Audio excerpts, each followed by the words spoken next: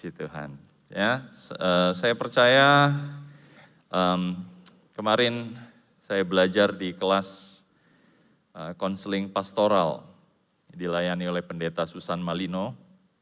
Beliau berkata bahwa yang datang pertama itu kadang-kadang senyum dulu baru bahagia. Kalau kita kan berpikir kebalikannya ya. Saya harus bahagia dulu baru saya bisa tersenyum. Tetapi ketika keadaan pun tidak memungkinkan, kita masih bisa tersenyum. Dan itu akan membuat diri kita bahagia. Meskipun saya tidak bisa melihat Bapak Ibu di balik masker, tersenyumlah pagi hari ini. Ya, itu akan mendatangkan kebahagiaan bagi kita. Saya percaya Tuhan tolong kita di masa-masa ini, kita sudah hampir mengakhiri bulan kedua dari tahun 2023 dan Gembala mencanangkan bahwa ini adalah tahun totalitas. Mantap ya, totalitas. Katakan bersama-sama dengan saya, 1, 2, 3, totalitas. Ya, kita ingin memberi seluruh hidup kita, keberadaan kita untuk menyembah Tuhan. Dan Bapak Ibu Saudara bisa menemukan catatan khotbah pagi hari ini di web yang ada di layar. Bapak Ibu Saudara bisa masuk ke sana. Tapi kalau Anda terganggu dengan gadget, dengan gawai Saudara, tidak apa-apa, Anda bisa akses itu nanti saja. Karena ada banyak ayat, saya berikan banyak ayat bukan untuk membuat Bapak Ibu kemudian tidak bisa mengikuti, tetapi saya ingin mensupport setiap pernyataan yang saya sampaikan pagi hari ini melalui apa yang tertulis di dalam firman Tuhan. Tetapi firman Tuhan ini, pagi hari ini kita akan bicara tentang angkat tangan. Ya, langsung semua angkat tangan. Itu angkat kepala ya Bapak Ibu.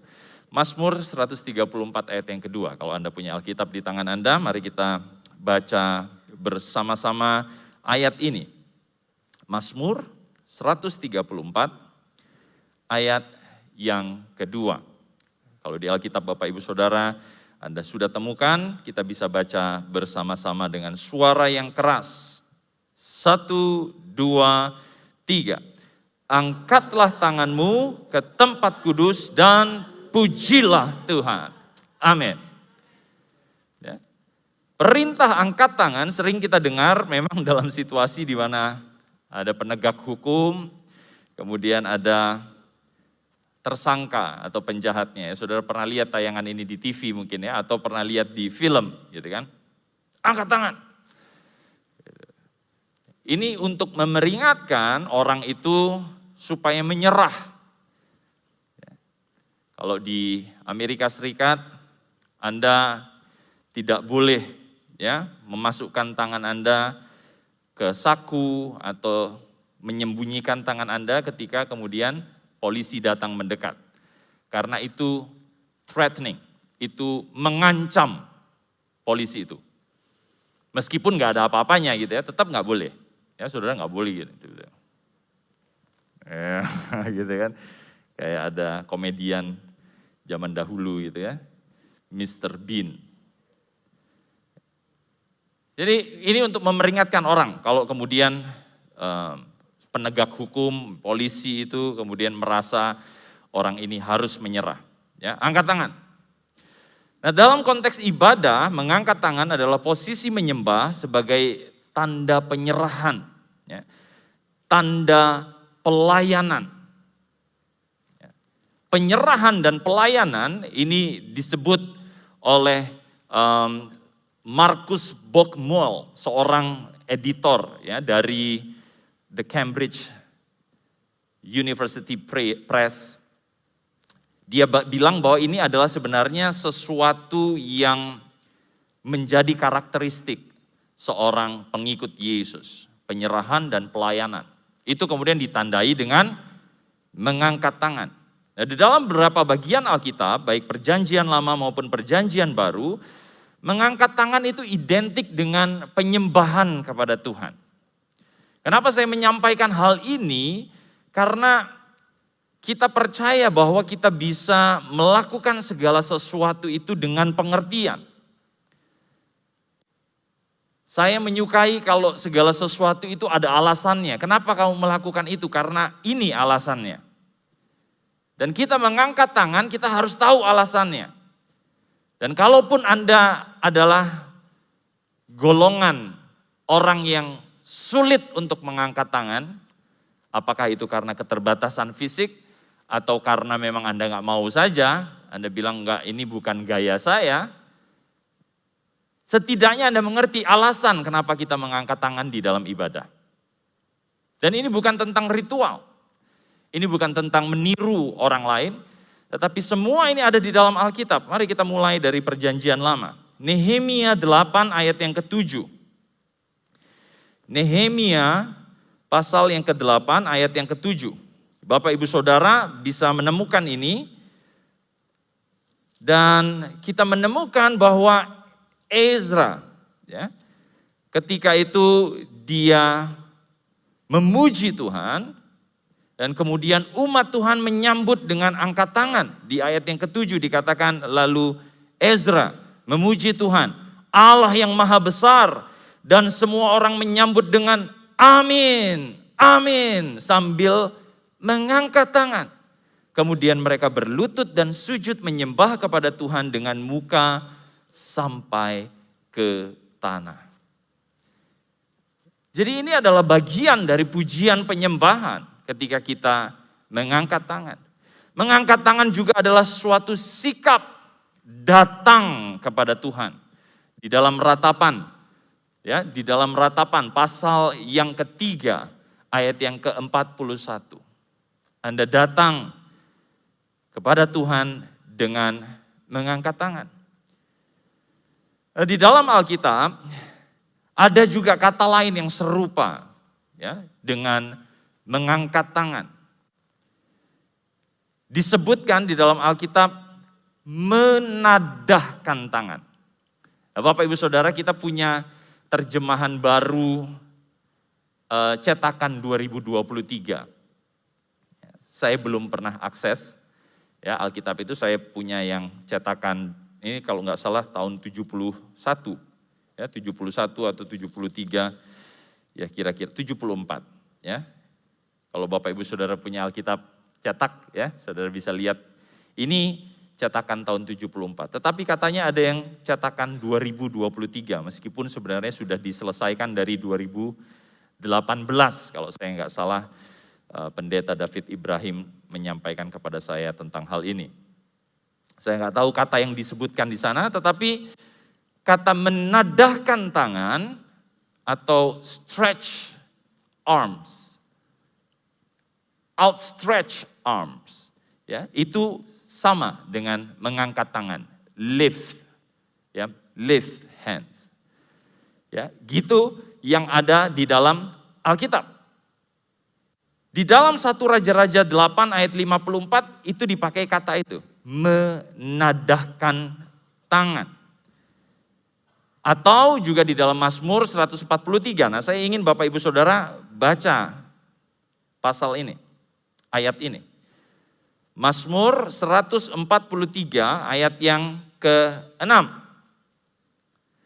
Aku menadahkan tanganku kepadamu, jiwaku haus kepadamu seperti tanah yang tandus Sela. Ya, kata Sela ini kadang-kadang orang nggak mau baca karena katanya itu sama dengan koma, itu sama dengan tanda baca. Kan saudara nggak baca kata-kata kalimat saya mencintai kamu, titik. Kan nggak gitu ya, kita nggak baca tanda baca.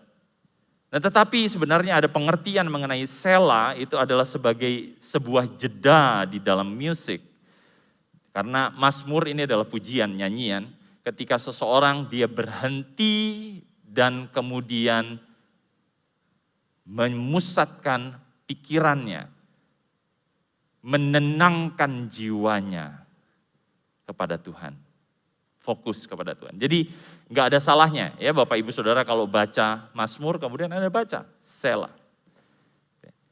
Itu seperti saudara mengambil nafas sela di hadapan Tuhan. Kami setiap pertemuan harian di antara staf GPDI Mahanaim, kami ambil sela di pagi hari untuk kami memuji Tuhan sebelum kami memulai koordinasi harian kami.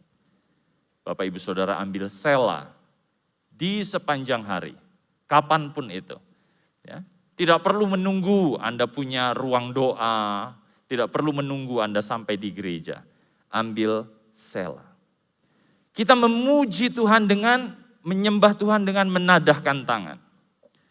Nah, sedangkan dalam perjanjian baru menadahkan tangan itu dikaitkan dengan berdoa. Nanti Bapak Ibu Saudara bisa lihat di 1 Timotius 2 ayat yang ke-8. Ya, Paulus berkata tentang menadahkan tangan. Nah, saya percaya Bapak Ibu Saudara ada definisi mengenai pujian dan penyembahan. Nah, kalau saya boleh mendefinisikan, pujian itu adalah pernyataan memuji Tuhan atas apa yang Ia lakukan dalam hidup kita. Jadi memuji itu adalah meninggikan, ya, memuji Tuhan atas apa yang Ia lakukan dalam hidup kita. Tuhan telah memberi kita nafas hidup, kita memuji Dia. Dia sudah memberkati kita, kita memuji Dia. Ya, apa yang Ia sudah lakukan, itu pujian. Saudara bisa baca sendiri Ulangan 10 ayat 21. Sementara penyembahan adalah memuja Tuhan karena pribadinya. For who He is. Siapa Dia. Berdasarkan pengenalan akan siapa Allah kita itu. Yehezkiel 1 ayat 26 sampai 28. Jadi pujian adalah karena apa yang Allah lakukan, penyembahan adalah karena siapa Dia, karena karakternya, karena pribadinya, karena Dia adalah Allah. Tetapi keduanya bisa dilakukan dengan mengangkat tangan. Ya. Jadi ketika seseorang memuji Tuhan dan mengangkat tangan, gak salah. Demikian juga ketika seseorang menyembah Tuhan dan dia mengangkat tangan. Oh Jeff, lagu pujian itu harusnya tepuk tangan. Gak harus. Ya, Anda bisa memuji Tuhan dengan mengangkat tangan Anda. Karena Anda ingat, Bapak Ibu Saudara ingat apa yang Tuhan lakukan di dalam hidupmu. Demikian juga ketika Anda menyembah, Anda bisa mengangkat tangan karena Anda memuja Dia atas siapa dirinya, karakternya. Bapak Ibu Saudara, mengangkat tangan adalah suatu gerakan yang dapat dilakukan dengan tingkat kesulitan yang rendah. Saya rasa tidak ada orang yang sulit untuk mengangkat tangan. Ya, kalau Anda angkat tangan begitu kan, mudah gitu ya. Saya pernah dulu ketika zaman SMP dilatih di pramuka. Kalau pramuka itu kan saya nggak tahu, ada yang di sini nggak ngerti pramuka ya. Ya pokoknya coklat-coklat gitulah bajunya. Ini bukan baju pramuka meskipun coklat. Gitu. Ya, jadi Bapak Ibu Saudara, saya latihan semapur gitu. Nah, salah satu latihan semapur supaya kemudian kita kuat itu katanya dia disuruh angkat tangan itu sampai berapa menit udah kuat. Kelihatannya gampang, tapi ternyata lama-kelamaan beratnya gak karu-karuan. Sakit gitu ya. Untuk mempertahankan tetap mengangkat tangan. Nah, menariknya ada seorang India namanya ini Amar Bharati. Ya. Saudara tahu dia sudah mengangkat tangan dari tahun berapa? 1973. Berapa itu? 50 tahun? Hampir 50 tahun? 50 tahun! Mantap ya. Jadi akhirnya saudara kalau lihat gambar itu udah tinggal tulang berbungkus kulit. Karena sudah mati sebenarnya. Sudah gak berkembang, sudah stuck. Saya gak tahu istilah kedokterannya apa. Tetapi ketika saudara melakukan suatu gerakan sama 50 tahun, bayangkan. Saya percaya Bapak Ibu Saudara 5 menit aja udah. Ini 50 tahun dia begini. Yang kalau saudara lihat di ujung tangannya itu ada curly, itu bukan makanan. Itu kuku yang tidak dipotong selama bertahun-tahun. Nah, menariknya dia lakukan ini karena komitmennya untuk memuja dewa Siwa atau dewa Shiva ya dalam bahasa atau terjemahan lain. Saudara bisa bayangkan. Untuk dewanya dia rela melakukan ini. 50 tahun kanannya. 50 tahun. Bapak Ibu Saudara percayalah bahwa Allah yang kita sembah itu lebih luar biasa dari Allah lain. Dia layak untuk terima lebih daripada Allah-Allah lain. Kalau orang lain mau melakukan itu untuk Allahnya, kenapa enggak kita? Bukan? Loh kalau Anda tahu bahwa itu bukan Allah, Allahku adalah Allah yang benar, bukankah seharusnya kita punya pemahaman ini dan kemudian mengangkat tangan kita, menyembah Dia lebih daripada orang yang menyembah Allah lain. Ini pengertian yang harus kemudian kita mengerti di dalam Yesaya 40 ayat 18 sampai 20. Tidak ada Allah selain Allah kita. Dan tentu saja ini kemudian diadopsi, bukan?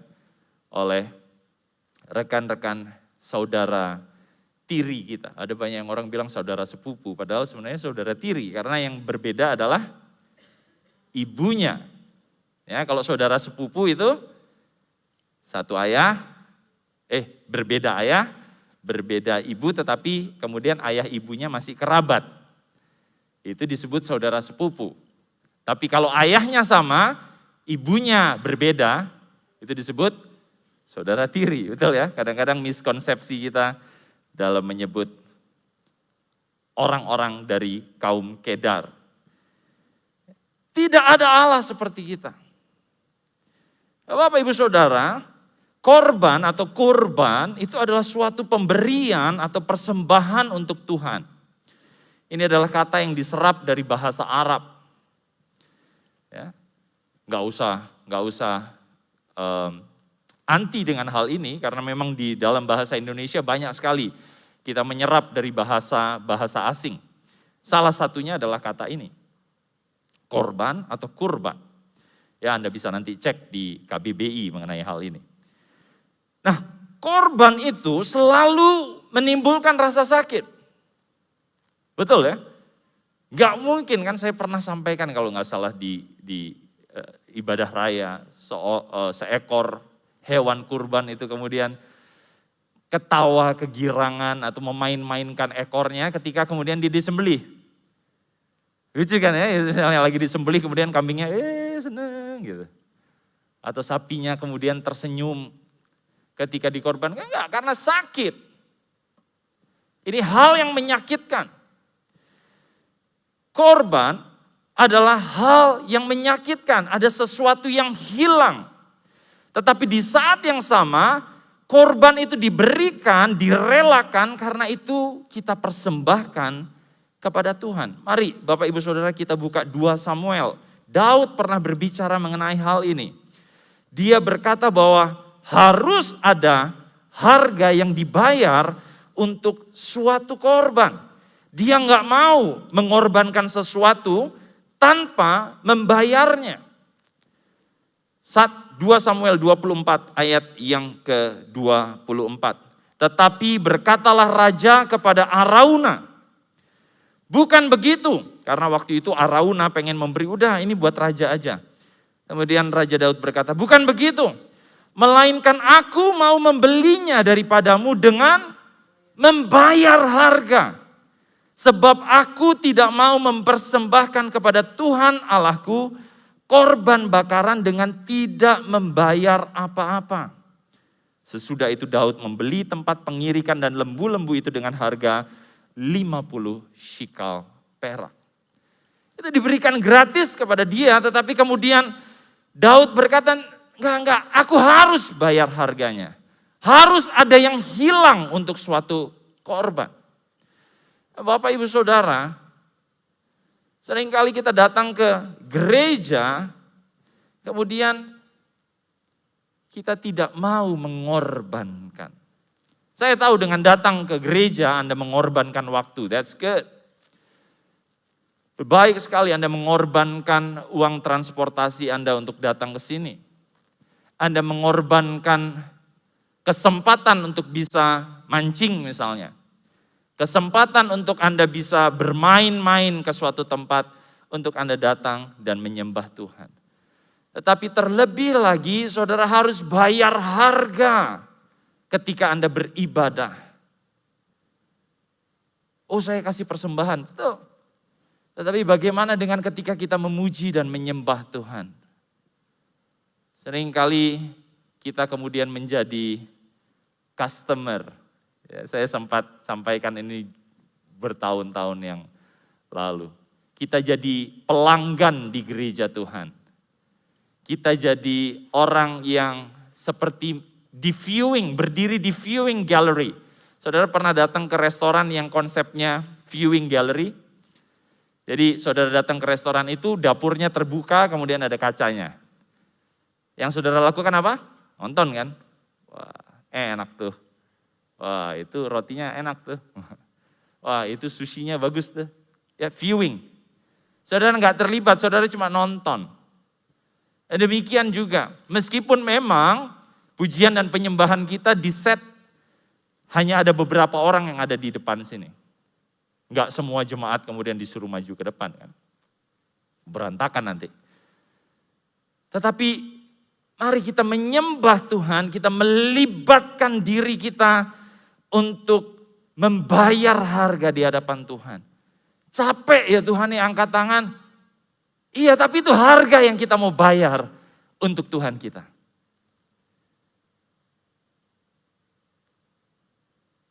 Dan bukankah itu gak ada apa-apanya dibandingkan apa yang Tuhan Yesus sudah korbankan bagi kita. Kalau ia merentangkan tangannya di atas kayu salib bagi kita, masakan kita gak mau mengangkat tangan untuk apa yang dia sudah kerjakan di dalam hidup kita. It's not about preference. Ini bukan tentang, Jeff saya orangnya pemalu, saya introvert. Saya introvert. Saya lebih suka ada di dalam ruangan tersendiri daripada kemudian berada di tengah-tengah orang. Tetapi tentu saja hal itu bukan kemudian menjadi penghalang untuk kita memuji, menyembah Tuhan. Karena kita tahu ada korban, ada harga yang kita mau bayar. Tahun 2023 adalah tahun totalitas bagi jemaat Mahanaim. Karena Allah sudah memberikan segalanya bagi kita terlebih dahulu. Ia menyelamatkan kita tanpa ada satupun yang harus dikerjakannya lagi. Semuanya sudah selesai sepenuh-penuhnya, menyeluruh total. Ketika dia di atas kayu salib berkata, sudah selesai. Kalau Tuhan berikan seluruh hidupnya bagi kita, siapa kita? Siapakah manusia? Daud pernah berkata, siapakah aku Tuhan? Yang kemudian Anda menahan diri untuk mempersembahkan korban di hadapan Tuhan. Saya enggak berusaha untuk kemudian kita jadi saling menghakimi di sini, enggak. Saya hanya ingin membawa pemahaman Bapak Ibu Saudara. Bahwa ketika Anda memuji dan menyembah Tuhan, ketika Anda datang ke hadirat Tuhan, beribadah. It is a sacrifice to lift up your hands, to stretch your arms. Untuk mengangkat tanganmu ke hadirat Tuhan. Di dalam kita merespons apa yang secara total sudah Tuhan berikan kepada kita. Sebenarnya kita bisa melakukan dengan mengerjakan. Mengerjakan, bukan saja memahami di kepala kita, tetapi mengerjakan apa yang tertulis di dalam hukum terutama. Bapak Ibu Saudara tentu tahu ya, hukum terutama di Markus 12 ayat 30, ya kan? Mengasihi Tuhanmu ya, dengan segenap hatimu dan dengan segenap kekuatanmu. Nah, menariknya itu dikutip dari Ulangan 6 ayat yang kelima. Coba kita lihat singkat saja di dalam Ulangan 6 ayat yang kelima. Bapak Ibu Saudara lihat, kasihilah Tuhan Allahmu. Jadi ini yang dibaca, yang dikutip oleh Yesus sebagai hukum yang terutama. Ini sudah tertulis. Kasihilah Tuhan Allahmu dengan segenap hatimu dan dengan segenap jiwamu dan dengan segenap kekuatanmu. Jadi kalau Anda masih kuat untuk mengasihi Tuhan, untuk menunjukkan kasihmu kepada Tuhan, maka saudara melakukannya dengan apa yang Tuhan beri. Berbeda kalau kemudian Anda punya disabilitas. Kalau Anda memang tidak bisa kemudian menggerakkan tubuh Anda. Tetapi sebelum itu terjadi, bukankah kita mau memberikan seluruh kekuatan kita bagi Tuhan? Hal ini ya, di Ulangan 6 ayat 5 ini tertulis di Perjanjian Lama. Nah, Perjanjian Lama kita itu adalah Alkitab atau Taurat ya, bagi orang-orang Yahudi, penganut Yudaisme. Nah, mereka itu mengambil perintah untuk mengasihi Allah dengan segenap kekuatan ini, kemudian dia tambah dengan interpretasi dari Mazmur 35 ayat yang ke-10. Di mana di situ dikatakan segala tulang. Maksudnya adalah bukan tulang dalam bahasa Batak ya. Tetapi segala tulang, seluruh tubuh kita itu berkomunikasi dengan Tuhan. Jadi ini yang kemudian jadi alasan penganut Yudaisme kalau mereka berdoa menggerakkan seluruh tubuh mereka. Apakah bisa di setel videonya? Singkat saja. Saudara bisa lihat ini yang mereka lakukan.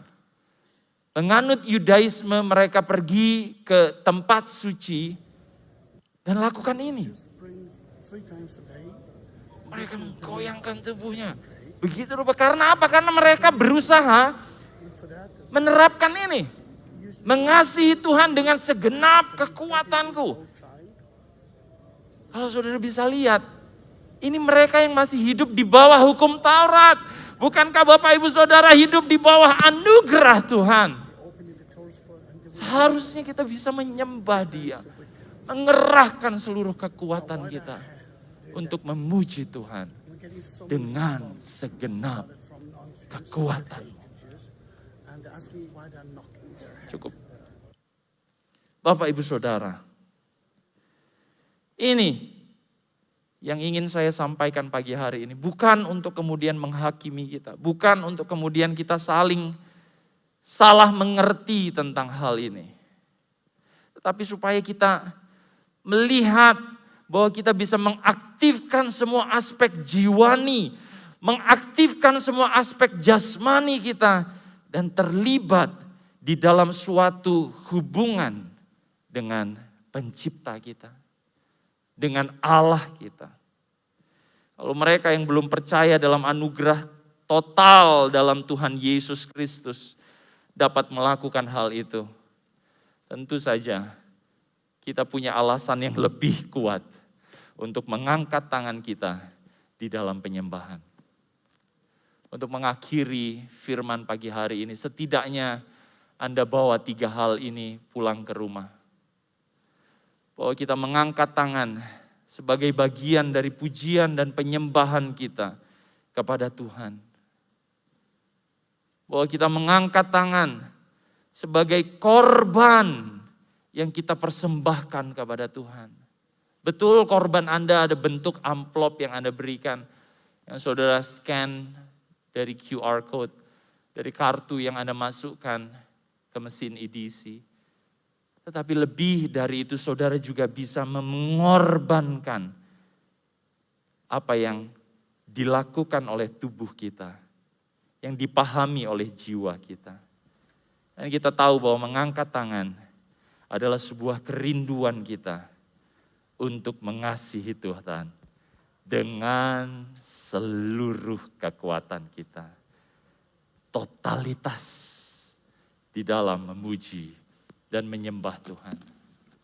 Saya harap ini tidak kemudian menjadi ritual bagi kita, tetapi menjadi pemahaman. Ini yang aku mau lakukan karena aku tahu kebenarannya. Karena aku mau melakukan firman Tuhan. Tidak usah saling menghakimi. Ketika Anda terima firman ini, kalau Anda mau lakukan, lakukanlah untuk Tuhan. Bukan untuk gembalamu, bukan untuk hamba-hamba Tuhan yang di tempat ini. Bukan untuk memenuhi ekspektasi orang, tetapi karena engkau ingin memuji dan menyembah